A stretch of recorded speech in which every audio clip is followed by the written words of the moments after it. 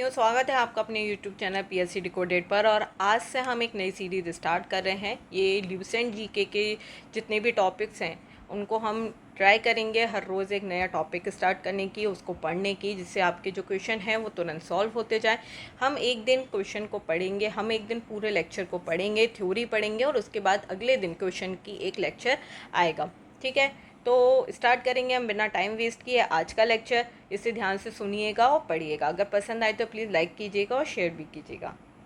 तो स्टार्ट करते हैं हम बिना टाइम वेस्ट किए अपना लेक्चर। सबसे पहले हम देखेंगे कि जो भारत का इतिहास है इसमें भारत नाम कैसे पड़ा, कहाँ से लोग आए थे, किसने इसे नाम दिया। तो उत्तर में हिमालय से लेकर दक्षिण में समुद्र तक फैला यह उपमहाद्वीप किस नाम से जाना जाता है? भारतवर्ष के नाम से। इसे महाकाव्य और पुराणों में क्या कहा गया? भारतवर्ष अथवा भरतों का देश यहाँ बोला जाता था। यहाँ के निवासियों को क्या बोलते थे हम? भारतीय अथवा भरत की संतान। भरत कौन थे? भरत एक प्राचीन कबीले का नाम है। भरत क्या है? एक प्राचीन कबीले का नाम है। इसे सिंधु नदी के नाम से जोड़ा जाता है। ठीक है। प्राचीन भारतीय अपने देश को जम्बूद्वीप अर्थात जामुन के वृक्षों का द्वीप कहते थे। प्राचीन ईरानी इसे सिंधु नदी के नाम से जोड़ते थे, जिसे वे सिंधु न कहकर क्या कहते थे? हिंदू। यह जो नाम है ये पूरे पश्चिम में फैल गया था और पूरे देश को इसी नदी के नाम से जाना जाने लगा। यूनानी इसे क्या कहते थे? इंदे, और अरब इसे हिंद कहते थे। मध्यकाल में इस देश को हिंदुस्तान कहा जाने लगा। यह शब्द भी फारसी शब्द हिंद से मिला हुआ है। यूनानी भाषा के इंदे के आधार पर अंग्रेज इसे इंडिया कहने लगे। विंध्य की पर्वत श्रृंखला देश को उत्तर तथा दक्षिण दो भागों में बांटती है। उत्तर में इंडो यूरोपीय परिवार की भाषाएं बोलने वाले की जो है, और दक्षिण में कौन है? जो द्रविड़ परिवार हैं, द्रविड़ भाषा बोलते हैं, उन लोगों का बहुमत है। नोट देखते हैं, भारत की जो जनसंख्या का निर्माण है जिन प्रमुख नस्लों के मिश्रण से हुआ है वे कौन कौन सी हैं? प्रोटो ऑस्ट्रेलाइट, पैलियो मेडिटेरियन, कॉकेशॉइड, निग्रोइड और मंगोलॉइड। ये जो प्रजातियां हैं इनके मिश्रण से ही हमारी जो भारत की जनसंख्या है उसका निर्माण हुआ है। भारतीय इतिहास के अध्ययन की सुविधा के लिए इसको 3 भागों में बांटा जाता है। कौन कौन से हैं? प्राचीन भारत, मध्यकालीन भारत एवं आधुनिक भारत। ठीक है। सबसे पहले इतिहास को 3 भागों में बांटने का जो श्रेय है वो किसको गया है? क्रिस्टोफर सेल्यूरस को। किसको? क्रिस्टोफर सेल्यूरस को।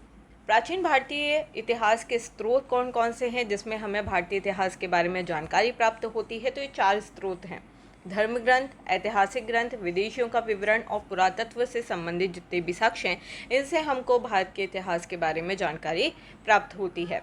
सबसे पहले देखते हैं हम धर्म ग्रंथ और ऐतिहासिक ग्रंथों से कौन कौन सी हमको जानकारी प्राप्त होती है।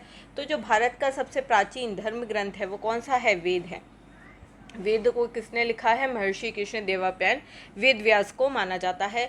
वेद वसुदेव कुटुंबकम का उपदेश देते हैं। भारतीय परंपरा वेदों के नित्य और अपरिचय मानती है। वेद 4 हैं: ऋग्वेद, यजुर्वेद, सामवेद और अथर्ववेद। और इन चारों वेदों को ही क्या बोला जाता है? संहिता बोला जाता है। ऋचाओं के क्रमबद्ध ज्ञान के संग्रह को हम बोलते हैं ऋग्वेद। इसमें 10 मंडल, 1028 सूक्त, 10,462 ऋचाएँ हैं। इस वेद के जो पढ़ते हैं इस वेद को उसको क्या बोलते हैं? उन ऋषियों को होत्र कहा जाता है। और एक और क्वेश्चन आता है कि ऋग्वेद से हमको जानकारी किस चीज़ की प्राप्त होती है? तो इससे हमको आर्यों की जो राजनीतिक प्रणाली है, आर्यों का जो इतिहास है और उनके ईश्वर की महिमा के बारे में जानकारी मिलती है। विश्वामित्र ने ऋग्वेद की रचना की थी और उन्होंने तीसरे मंडल में सूर्य देवता की जो पुत्री थी सावित्री, उनको तीसरा मंडल समर्पित किया। इसमें यानी गायत्री मंत्र है। ठीक है।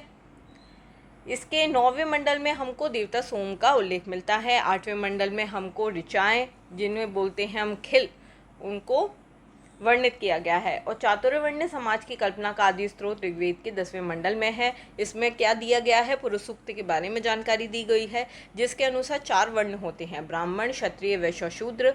आदि ब्रह्मा की क्रमशः मुख से ब्राह्मणों का, भुजाओं से क्षत्रियों का, जंघाओं से वैश्य का और शूद्रों का जो उत्पन्न हुए हैं वो चरणों से हुए हैं। धर्मसूत्र 4 प्रमुख जातियों की स्थितियों, व्यवसाय, दायित्व, कर्तव्य और विशेष अधिकार में स्पष्ट विभेद करता है। ऋग्वेद के कई परिच्छेदों में प्रयुक्त अघन्य शब्द का संबंध किससे है? गाय से है। अब जानते हैं कि बीसी और एसी क्या होते हैं। ठीक है। तो बिफोर क्राइस्ट और आफ्टर क्राइस्ट, यानी कि जिनका जन्म ईसाई धर्मगुरु ईसा मसीह के जन्म के पहले हुआ है उसको बिफोर क्राइस्ट कहा जाता है। इसमें जो उल्टी है, यानी इसमें जो गिनती होती है ईयर्स की, वो किससे होती है? उल्टी होती है ना। और एडी क्या है? एडी है आपका एनो डोमिनी। क्या है? एनो डोमिनी है। जैसे कि इसमें एक उदाहरण दिया हुआ है, महात्मा बुद्ध का जो जन्म है वो 563 ईसा पूर्व में हुआ था। उनकी मृत्यु किस में हुई थी? 483 ईसा पूर्व में हुई थी। ठीक है, यानी कि ईसा मसीह के जन्म के 563 वर्ष पूर्व महात्मा बुद्ध का जन्म और 483 वर्ष पूर्व इनकी मृत्यु हुई थी। ठीक है, तो हमने देख लिया कि BC और AD क्या होते हैं, तो बिफोर क्राइस्ट और एनो डोमिनी। ठीक है, नेक्स्ट है विंसेंट ऑर्थर स्मिथ ने प्राचीन भारत का जो पहला सुव्यवस्थित इतिहास है वो अर्ली हिस्ट्री ऑफ इंडिया 1904 में तैयार किया था। इस पुस्तक के 1/3 भाग में केवल सिकंदर का ही आक्रमण वर्णित है। इसमें भारत का स्वेच्छाधारी शासन जो है उसको देश कहा गया है कि ये स्वेच्छा से ही अपना शासन करता है। इसको ब्रिटिश शासन की स्थापना से पहले कभी भी राजनीतिक एकता का अनुभव नहीं था। उन्होंने ये भी बताया कि भारतीय इतिहासकारों का जो सरोकार शासन है वो एकमात्र क्या है? तानाशाही है। तानाशाही से ही वो शासन करते हैं। वामन अवतार के 3 पगों का आख्यान किस में मिलता है हमको? इसका स्रोत जो है वो भी ऋग्वेद है। ऋग्वेद में इंद्र के लिए 250 और अग्नि के लिए 200 ऋचाओं का वर्णन किया गया है। प्राचीन भारत के साधन के रूप में वैदिक साहित्य में ऋग्वेद के बाद किसका स्थान आता है? शतपथ ब्राह्मण का स्थान आता है। अब जानते हैं हम यजुर्वेद के बारे में। सरोसा पाठ के लिए मंत्रों तथा बलि के समय अनुपालन के लिए जो नियम है उनका संकलन हमको यजुर्वेद में मिलता है। इसमें यज्ञों के नियम और विधि विधानों का संकलन है। इसमें बलिदान की विधि का वर्णन है और ये एक ऐसा वेद है जो गद्य और पद्य दोनों में है। इसके बाद हम जानकारी प्राप्त करेंगे सामवेद की। तो साम का जो शाब्दिक अर्थ होता है वो होता है गाना। इस वेद में मुख्यतः यज्ञों के अवसर पर गाए जाने वाली ऋचाओं का संकलन है।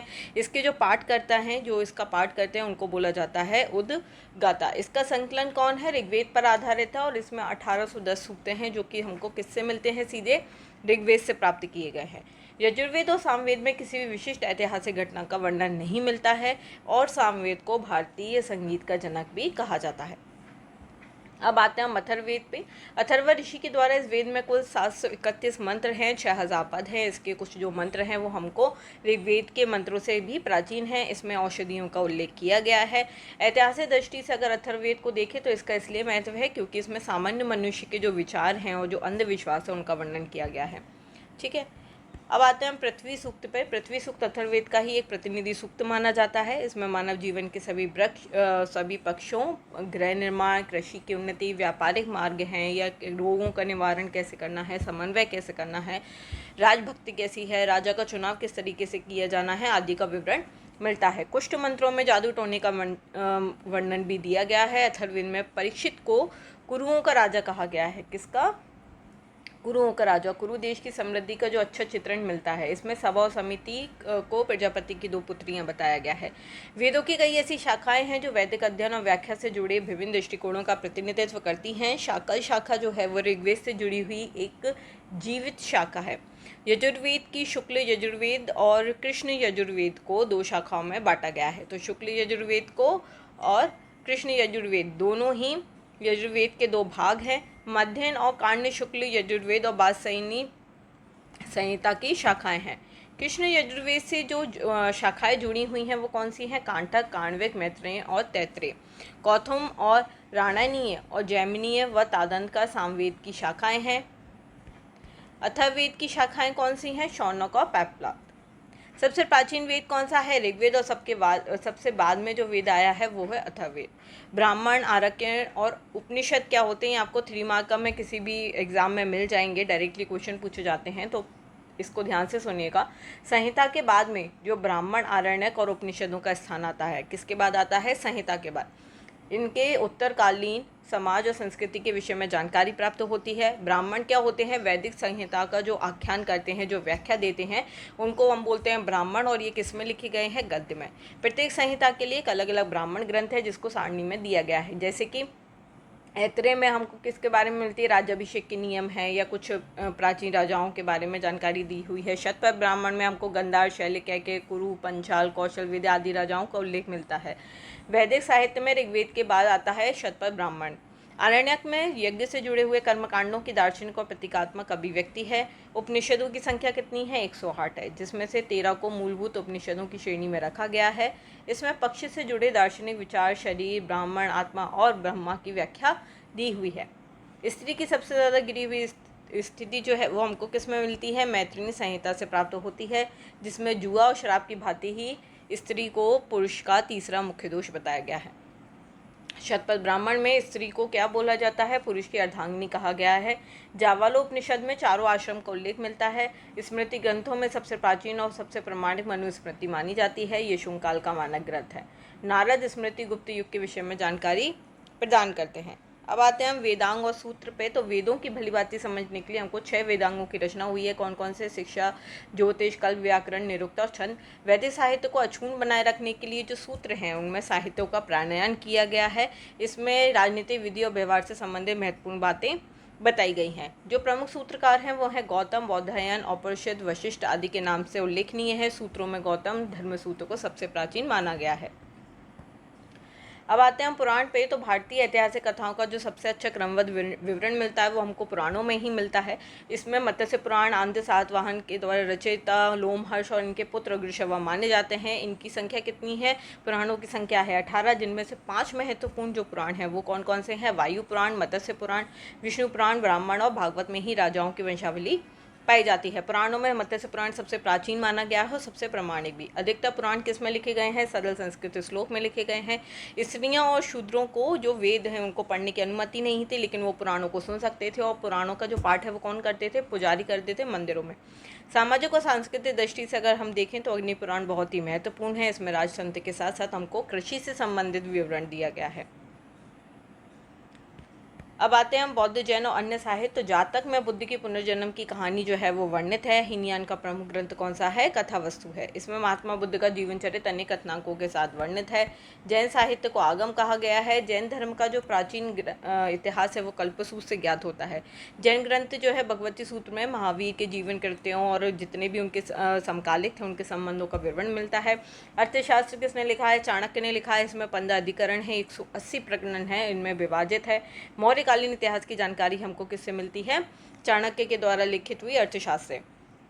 इसके अनुवादक कौन है? श्याम शास्त्री हैं। फिर आते हैं हम संस्कृत साहित्य में। ऐतिहासिक घटनाओं का जो क्रमबद्ध लिखने का सबसे पहला प्रयास किसके द्वारा किया गया था? कलड़ के द्वारा। इन्होंने लिखी थी राजतरंगिणी। इस ग्रंथ में 8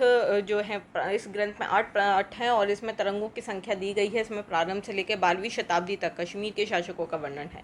अरबों के सिद्ध विजय का जो वृत्तांत है वो किसमें लिखा है? चचनामा में दिया गया है। और चचनामा की रचयिता किसने की है? रचना किसने की है? अली अहमद ने की है। अष्टाध्यायी के लेखक कौन है? पाणिनि। इसमें मौर्य काल के जो इतिहास के पहले का समय है, मौर्यकालीन इतिहास की जानकारी प्राप्त होती है। फिर आते हैं हम पुष्यमित्र। शुंग के पुरोहित कौन थे? पतंजलि थे। इन्होंने महाभाष्य से शुंगों के इतिहास का पता चलता है।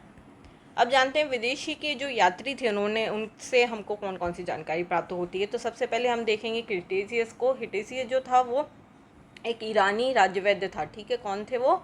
एक ईरानी राज्यवैद्य थे। और भारत के संबंध में इनका जो वर्णन है बहुत ही आश्चर्यजनक है और अविश्वसनीय है। फिर आते हैं हम Herodotus. Herodotus is very important क्योंकि इनको इतिहास का पिता कहा जाता है, फादर ऑफ हिस्ट्री कहा जाता है। इन्होंने अपनी पुस्तक लिखी थी हिस्टोरिका। इसमें 5वीं शताब्दी ईसा पूर्व में भारत और फ्रांस का जो वर्णन है वो किया गया है, परंतु इसका विवरण जो है वो अनुश्रुतियों अफवाहों पर आधारित है।